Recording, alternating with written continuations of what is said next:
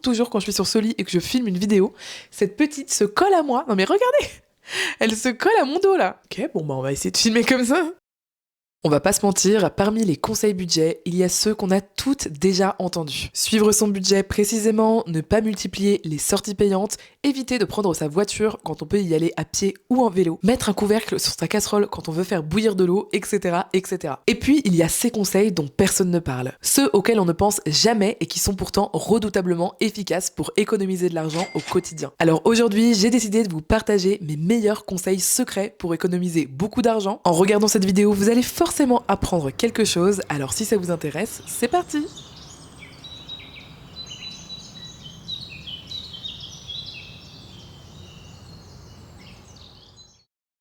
Le premier conseil pourrait vous permettre d'économiser plusieurs centaines d'euros par mois.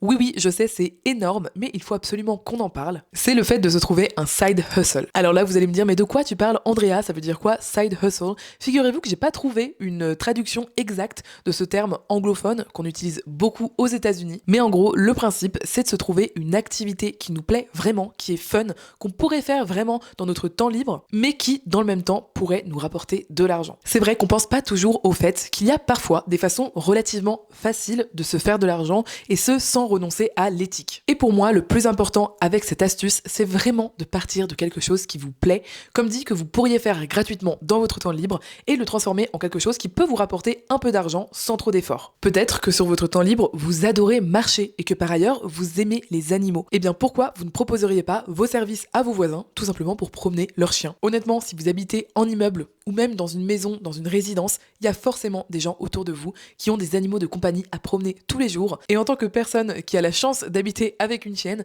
je peux vous dire que c'est parfois compliqué de la promener tous les jours. Bien évidemment, on le fait, mais juste, il y a des jours où on est fatigué, on n'a pas le temps, on est malade, ce genre de choses. Et vraiment, ça nous serait super utile d'avoir une personne dans notre immeuble qui nous ait donné l'information que cette personne, elle peut très bien promener notre chien pour, par exemple, une dizaine d'euros la balade. Et mine de rien, à côté, si vous aimez vous promener en nature, que vous aimez faire un tour dans le quartier, etc., que c'est des choses que vous faites déjà, et qu'en plus vous aimez bien la présence des animaux, pourquoi en fait ne pas allier votre activité quotidienne de faire de la marche avec celle de gagner un peu d'argent en passant un bon moment avec un animal? Des side hustles comme ça qui peuvent vous générer de l'argent, il en existe des centaines, je vous invite vraiment à vous renseigner. D'ailleurs, si le sujet vous intéresse, je pourrais même, je pense, vous en faire une vidéo à part entière, parce que comme dit, il y a beaucoup de choses à dire. Mais pour vous donner d'autres idées, si comme moi, vous êtes passionné de vintage, de choses d'occasion à acheter, que vous adorez faire les vide-greniers, etc., eh bien c'est pareil, il y a vraiment moyen, en aiguisant son œil, en apprenant un petit peu sur les choses qui ont de la valeur, d'acheter des choses au prix qu'on vous demande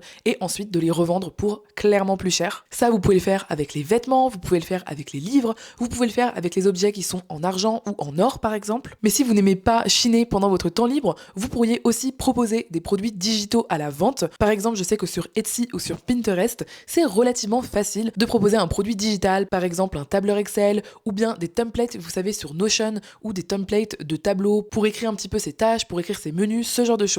Et ça, si vous en vendez quelques-uns par mois, ça peut vite monter. Ça se vend en général entre 5 et 10 euros. Donc si vous en vendez déjà 10 par mois, vous pourriez vous faire entre 50 et 100 euros supplémentaires sans faire de gros efforts puisqu'il faut simplement créer une fois le template. Ensuite, il faut essayer d'en parler un petit peu autour de soi, de le faire référencer sur Internet. Et après, l'argent tombe un petit peu tout seul. C'est une sorte de revenu passif. Une autre idée que je peux vous donner, notamment si vous aimez filmer, c'est la création UGC. Donc ça, c'est tout simplement des marques. Par exemple, on va dire une marque de baume à lèvres qui va dire, moi, j'ai super besoin d'une personne qui incarne vraiment nos consommatrices, donc une personne un petit peu normale, qui est pas spécialement connue ou quoi, et qui va me créer une review vidéo de pourquoi elle aime notre baume à lèvres. Donc vous filmez comme ça sur votre petit trépied avec votre téléphone que vous avez déjà à la maison, et ensuite vous allez vendre cette vidéo à la marque qui, elle, va l'utiliser en marque blanche. C'est-à-dire que vous ne serez pas spécialement cité sur cette vidéo, néanmoins on vous achète les droits de cette vidéo, et vous, ça vous fait de l'argent à la fin du mois, et franchement, si vous aimez bien vous filmer comme ça, et que vous êtes un petit peu doué pour ça, ça peut vraiment valoir le coup. Il y a aussi les services que vous pouvez proposer dans votre ville.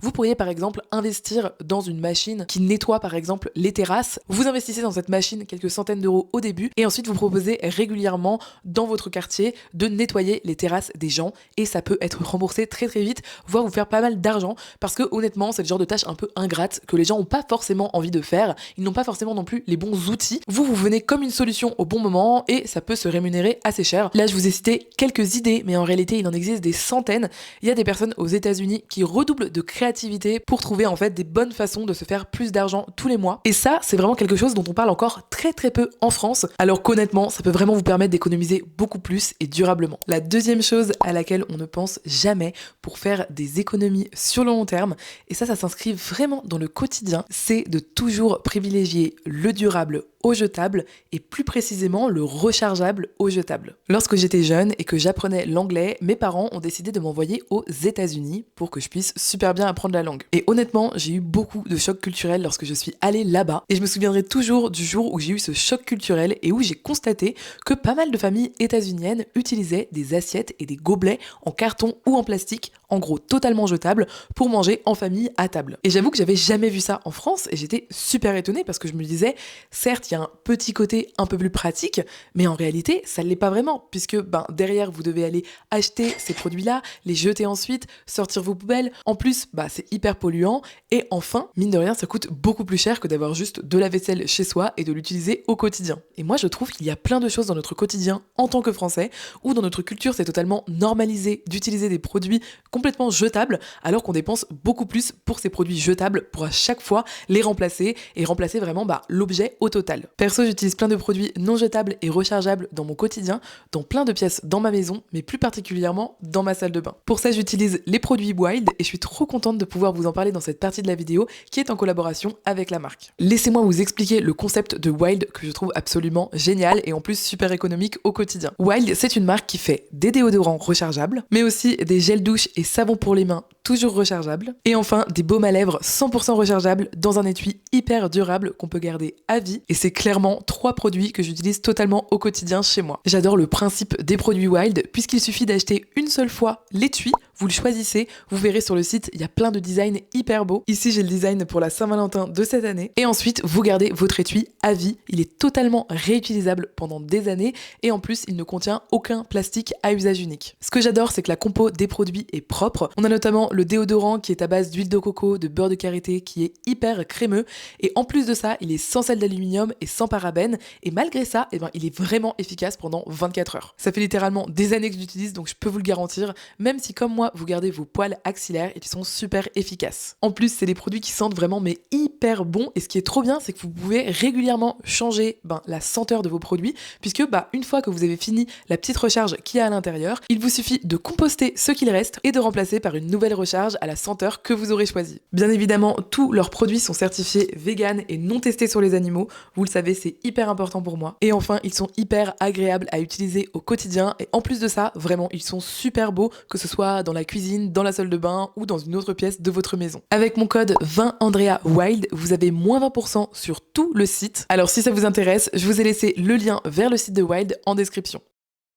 Ma troisième astuce qui à nouveau va vous permettre d'économiser tellement d'argent à l'année, honnêtement, encore une fois, ça se compte vraiment en centaines d'euros, ça va être de mettre en place le principe de l'autopartage sur votre voiture. Alors évidemment, je sais que tout le monde n'a pas de voiture et bien évidemment que la façon la plus économique de fonctionner dans la vie, c'est de ne pas avoir de voiture. Néanmoins, il y a beaucoup de personnes qui n'ont pas forcément la possibilité ou l'envie de se passer totalement de voiture.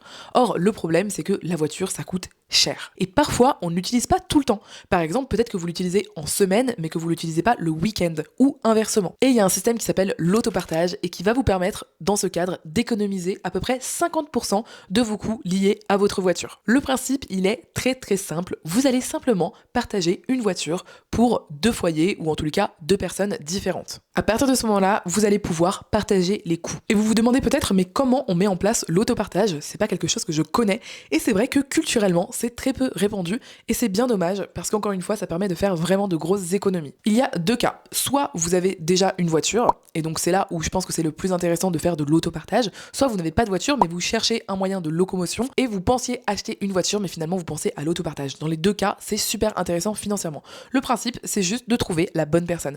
Donc il va falloir aller voir un petit peu vos voisins, peut-être que vous avez juste besoin de déposer un petit papier dans la boîte aux lettres, sur lequel vous expliquez qui vous êtes, quel type de voiture vous avez et pourquoi vous souhaitez entamer une démarche d'autopartage. Le but, c'est donc de trouver une deuxième famille, un deuxième couple, une deuxième personne. Vous pouvez même aller jusqu'à plus si vraiment vous utilisez occasionnellement votre voiture et que vous pouvez aller jusqu'à 3 foyers par exemple. Et ensuite, vous mettez en place avec les personnes intéressées un système d'autopartage qui est intéressant pour tout le monde, qui vous permet de faire des économies, mais en plus aussi de rencontrer quand même de nouvelles personnes. Je pense que c'est important de vraiment discuter des choses qui pourraient vous fâcher dès le début, du type si on abîme la voiture, qu'est-ce qu'on fait? Au niveau de la propreté de la voiture, qu'est-ce qui est acceptable, qu'est-ce qui n'est pas acceptable? Comment on organise l'emploi du temps au niveau de la voiture? Est-ce qu'on fait un groupe WhatsApp pour pouvoir en discuter en direct? Est-ce qu'on établit quelque chose de plus strict parce qu'on sait que la famille A va avoir besoin tous les mercredis matins de la voiture et la famille B n'utilisera jamais la voiture le mercredi matin? Ce genre de choses, ça se discute. Moi, je vous conseille de faire un contrat, tout simplement. Vous pouvez regarder sur Internet les contrats un petit peu officiels. Comme ça, au moins, la personne qui utilise votre voiture, ça a une existence juridique, le fait qu'elle l'utilise, et vous vous protégez en cas de problème. Mais bon, voilà, de toute façon, il y a des assurances pour ça, etc. Mais moi, je trouve que c'est quand même le plus safe. Et ensuite, c'est parti, vous testez l'autopartage et à vous les énormes économies sur la voiture. En plus, c'est beaucoup plus écologique. Franchement, c'est vraiment une super astuce dont personne ne parle et je ne sais pas pourquoi, parce que c'est vraiment extrêmement intéressant. Dans la 4e astuce, on va parler du fait maison. Mais je vais vous en parler avec un angle un peu différent auquel on ne pense jamais. C'est tout simplement le fait, si vous avez des animaux de compagnie, de faire leur nourriture maison. Peut-être que ça vous paraît tout à fait inaccessible, mais ce n'est pas du tout le cas. Il y a déjà des recettes extrêmement équilibrées, d'ailleurs qui sont en général meilleures pour eux que le 100% croquettes qui existe sur Internet. Et je peux vous dire que c'est comme tout, dès lors que vous le faites maison, ça va vous coûter beaucoup moins cher. Les personnes qui me suivent le savent, pour notre chienne, on fait de la pâtée maison. Alors nous, on est vegan, on a fait nos recherches, on sait que scientifiquement, c'est tout à fait ok de nourrir un chien vegan. Donc notre chienne est nourrie vegan à 95% et sa pâtée maison est 100% vegan. Je vous avais d'ailleurs déjà proposé la recette. C'est une recette qui a été validée par des vétérinaires nutritionnistes à base de légumes, de légumineuses, il y a des protéines, il y a de l'iode avec des algues. Enfin, il y a vraiment plein de choses, tout ce qu'il faut pour elle dedans. Ensuite, on complète un petit peu avec des croquettes vegan parce que ça lui permet de bien mâcher comme ça, de ne pas avoir trop de tartre sur ses dents. Et surtout, c'est le meilleur équilibre qu'on ait trouvé, le mélange des deux par rapport au maintien de son poids. Et ensuite, il y a également les friandises. Encore une fois, ça coûte extrêmement cher dans le commerce, les friandises pour chiens, pour chats, etc. Alors que c'est hyper facile à faire maison. Par exemple, dans cette vidéo, on apprend qu'on peut faire des petits biscuits pour les chiens à base de flocons d'avoine mixés en farine, de patates douces ou alors de bananes et de beurre de cacahuète. C'est que des ingrédients hyper safe pour les chiens et en général, ils adorent ça. Je peux vous dire qu'avec ces astuces, le budget pour Ebrel, tout compris à l'année, c'était 25 € par mois, y compris aussi ces passages chez le veto, etc.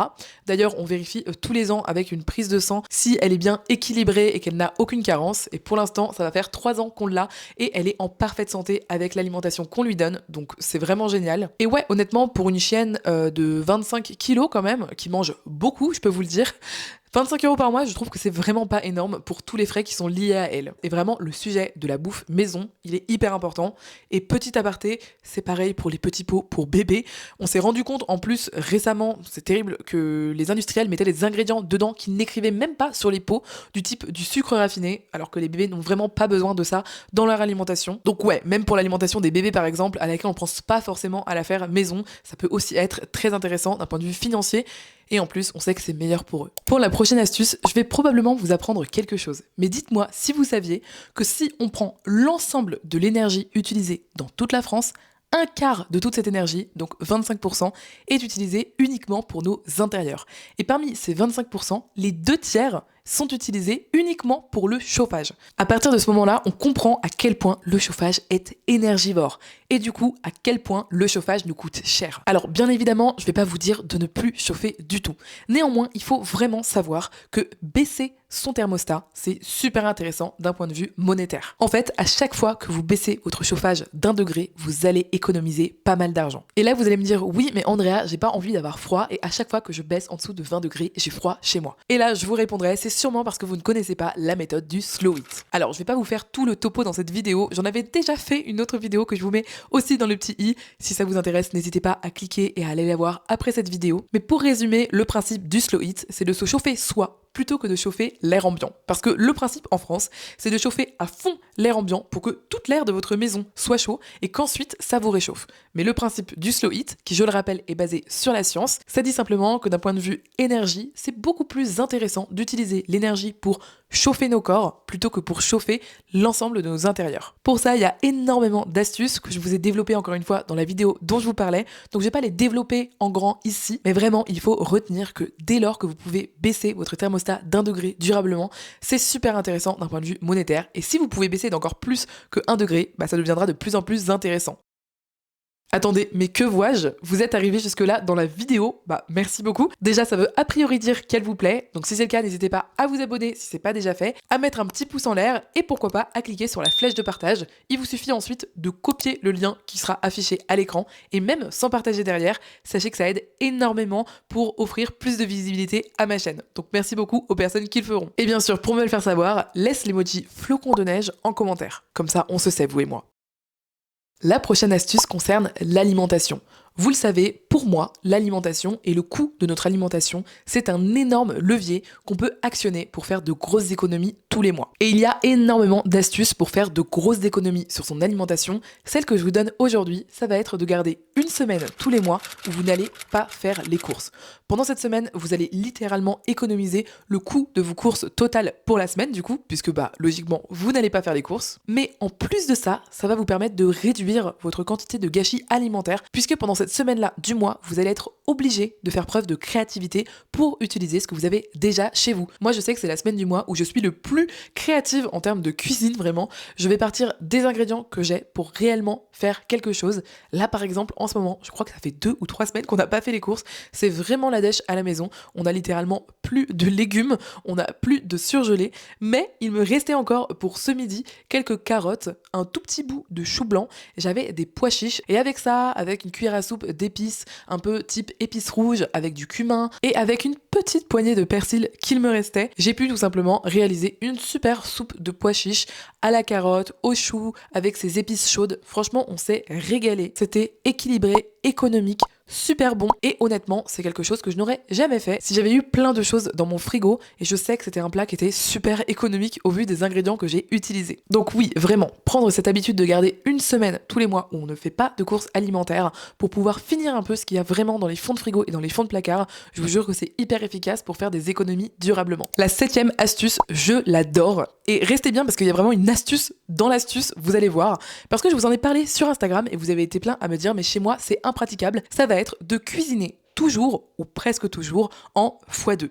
Imaginez, vous faites des lasagnes maison. Eh bien, faites-en 2 fois plus. Vous faites de la soupe maison, faites-en 2 fois plus. Vous faites du pain maison, faites-en 2 fois plus. Bref, vous cuisinez maison, faites tout x2. Et dès que vous avez fini de cuisiner, vous ne laissez pas le choix à votre famille. Vous mettez de côté la moitié de votre préparation et ensuite vous la congelez. Si vous avez des choses toutes prêtes maison dans votre congélateur, vous avez beaucoup moins de chances, encore une fois, de vous faire prendre à la dernière minute parce que là, la vie a pris le dessus et que vous n'avez pas réussi à anticiper. Et donc de ce fait, en temps normal, si on n'a rien de tout prêt à la maison qu'il faut se remettre au fourneau et qu'il est juste super tard, que c'est un peu la crise, on va tout simplement commander quelque chose, on va aller en extérieur, manger au restaurant, etc. Et encore une fois, ça va vous coûter beaucoup plus cher que si vous aviez ce plat tout prêt, congelé, maison, équilibré, savoureux dans votre congélateur que vous n'avez qu'à sortir et mettre au four pour le déguster. C'est vraiment l'astuce toute simple, mais profitez du fait que c'est vous qui cuisinez, que c'est vous qui êtes en possession de ce pouvoir un petit peu de savoir ce qu'il y a réellement en quantité pour pouvoir gérer ces quantités efficacement. Vraiment, depuis que je portionne avant de servir à table, je peux vous dire que ça a tout changé. Donc voilà, petite astuce toute simple au passage, je vous la donne avec plaisir, elle va vous permettre d'économiser pas mal d'argent. La 8e astuce à laquelle on ne pense jamais pour économiser, et pourtant je vous jure que ça va vous faire économiser beaucoup d'argent, ça va être d'utiliser le temps à bon escient et plus précisément d'anticiper au maximum. C'est vraiment un conseil de vie, mais je vous jure que si vous changez les choses pour mieux vous organiser et surtout mieux anticiper, vous allez faire des économies sur tellement de pans de votre vie. Ça ne va pas s'arrêter à la cuisine, aux vêtements ou à ces choses-là. Ça va vraiment impacter tous les pans de votre budget et je vous jure que c'est juste trop efficace. Par exemple, vous décidez de sortir à l'extérieur. Vous savez que vous allez sortir plusieurs heures et probablement que si vous anticipez, vous allez forcément vous dire, c'est sûr, sûr, je vais avoir soif, c'est sûr, je vais avoir faim.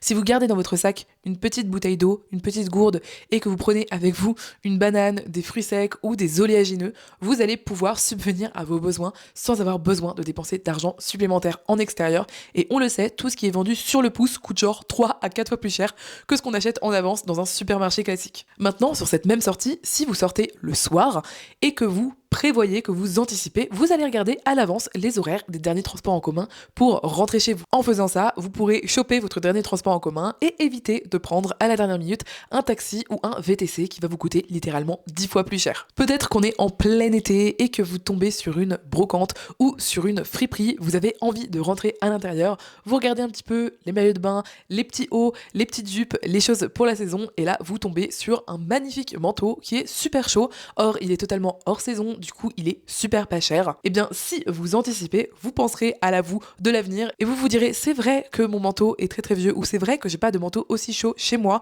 c'est vraiment intéressant de le prendre maintenant. Bravo, vous avez anticipé, et l'hiver venu, vous n'avez pas besoin d'acheter un manteau à la va-vite neuf dans un magasin pour genre 5 fois plus cher. Évidemment, on va aussi parler de la nourriture. Plus vous anticipez, plus en allant faire vos courses, vous avez une liste de courses avec par exemple les repas que vous prévoyez de faire cette semaine. Vous achetez pile poil ce dont vous avez besoin, pas plus, pas moins, il n'y a pas de gâchis alimentaire à la fin de la semaine, vous avez optimisé vos dépenses et encore une fois vous avez fait des économies. Maintenant vous partez en vacances, vous avez envie de prendre le train, puisque comme moi vous faites attention à ne pas prendre l'avion, vous anticipez, vous savez que c'est dans 3 mois que ça se produit, la vente des billets de train vient d'ouvrir et là vous commandez directement votre billet. Bravo, vous avez anticipé et vous avez payé votre billet de train probablement 2, 3, voire 4 fois moins cher que ce que vous auriez payé si vous l'aviez acheté à la dernière minute. Vraiment, je vous dis, anticipez. Pour moi, cette astuce-là, c'est vraiment une astuce de vie presque, mais franchement, c'est efficace sur tellement de pans de votre vie pour faire de grosses économies. La 9e astuce, et alors celle-là, mais waouh, si je l'avais appliquée depuis le début de ma vie, je peux vous dire que j'aurais économisé